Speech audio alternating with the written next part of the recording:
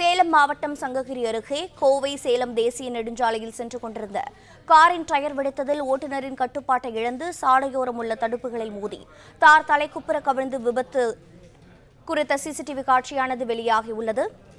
இது பற்றிய மேலும் விவரங்களை செய்தியாளர் ஆதி நாராயணன் கூற கேட்கலாம். ஆதி நாராயணன், வணக்கம். விபத்து தொடர்பான மேலும் தகவல்களை பதிவு செய்யுங்கள்.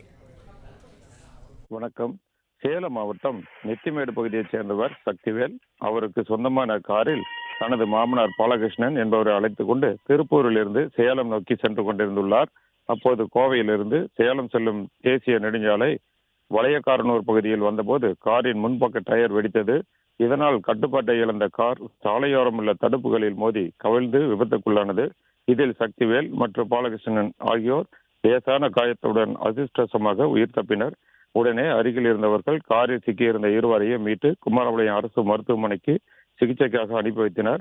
இத்தகவல் அறிந்து சம்பவ இடத்திற்கு விரைந்து வந்த தேவூர் போலீசார் விபத்து குறித்து தீவிர விசாரணை நடத்தி வருகின்ற இந்நிலையில் சாலையில் சென்று கொண்டிருந்த கார் முன்பக்க டயர் வெடித்து கவிழ்ந்து விபத்துக்குள்ளாகும் சிசிடிவி காட்சி தற்போது வெளியாகி அப்பகுதியில் பெரும் பரபரப்பை ஏற்படுத்தியது.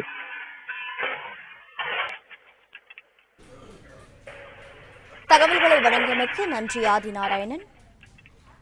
பிளே ஸ்டோர் மற்றும் ஆப் ஸ்டோரில் இருந்து பாலிமர் செயலியை QR கோடு மூலம் பதிவிறக்கம் செய்யுங்கள். செய்திகளை உடனுக்குடன் பெறுங்கள்.